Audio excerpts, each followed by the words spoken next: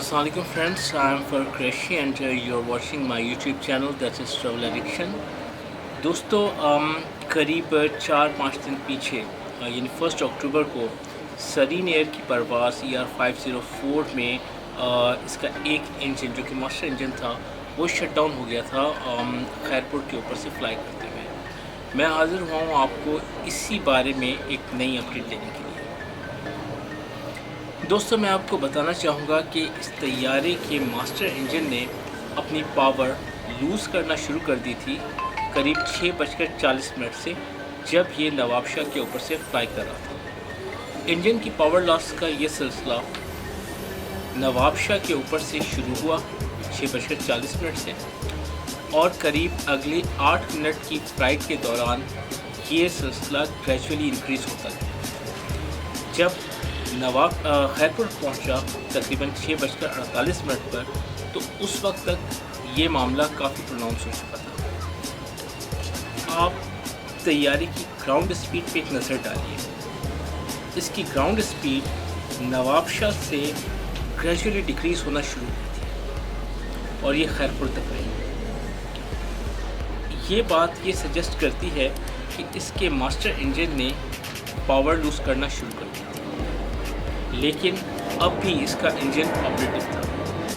जब तैयारा 6:48 पे खैरपुर तक पहुंचा, तो कैप्टन ने इसका मास्टर इंजन जिसमें ट्रबल पैदा हुआ था उसे टर्न ऑफ कर दिया और ये डिसाइड किया कि सिंगल इंजन पे ऑपरेट करते हुए कराची वापस जाया जाए।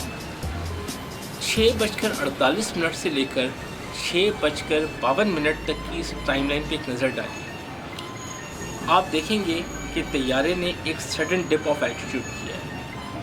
इन 4 मिनट्स के दौरान तैयारे का एल्टीट्यूड 32,950 फीट से कम होकर 25,375 फीट पे आ गया। और साथ ही साथ आप ये भी देख सकते हैं कि इसकी ग्राउंड स्पीड 25,375 फुट पे 405 नॉट्स रह गई थी, जबकि क्रूजिंग के वक्त इसकी स्पीड तकरीबन 532 नॉट्स थी।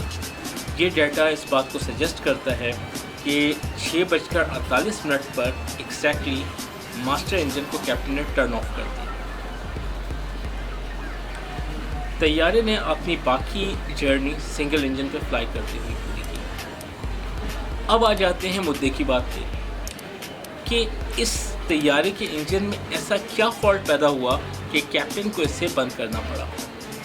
जो नए मॉडर्न गैस टरबाइन इंजन्स हैं जैसे कि CF680E1 A4 जो कि इस तैयारे पर इंस्टॉल था, यानी A330 तैयारे पर ये जो इंजन मॉडल इंस्टॉल था सरीन एयर के, इसे एक कंपोनेंट कंट्रोल करता है। इस इंजन का तमाम ऑपरेशन बेसिकली एक कंपोनेंट कंट्रोल करता है जिसे फेडेक कहा जाता है।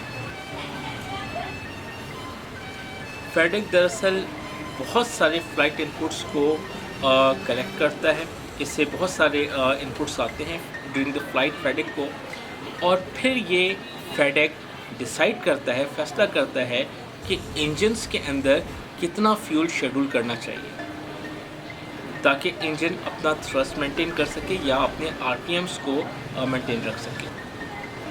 फेडेक को जाने वाले जितने भी इनपुट्स हैं, अगर इनमें से एक इनपुट भी कम हो जाए या गलत रीडिंग देने लगे तो इंजन का ऑपरेशन नॉर्मल नहीं रहता। ये सिग्नल बेसिकली एक एयर प्रेशर सिग्नल था जो कि इंजन के हाई प्रेशर कंप्रेसर से गुज़रता हुआ फेडेक में जाता है और इंजन के इस हाई प्रेशर कंप्रेसर के डाउन स्ट्रीम पर जो एयर का प्रेशर होता है उसका सिग्नल फेडेक को देता है। फेडेक तक ये प्रेशर सिग्नल एक न्यूमेटिक लाइन, एक एयर लाइन के ज़रिए जा रहा होता है जिसे PS3 कहते हैं। ये जो प्रेशर लाइन या PS3 लाइन थी, इसने लीक करना शुरू कर दिया था एग्जैक्टली 6:40 पर, जब तैयारा नवाबशाह के ऊपर से फ्लाई कर रहा था। अगले 8 मिनटों में यानी 6:40 से लेकर 6:48 पर जब एयरक्राफ्ट खैरपुर तक पहुंचा, उस वक्त तक ये लीकेज, ये जो PS3 लाइन के अंदर लीकेज थी, ये मज़ीद बढ़ गई। ये इसके मज़ीद बढ़ने की वजह से जो प्रेशर फेडेक तक जा रहा था, सिग्नल जो इनपुट सिग्नल फेडेक तक जा रहा था, वो मज़ीद और कम होता चला गया और इसके नतीजे में इंजन की पावर भी कम से कम होती चली गई।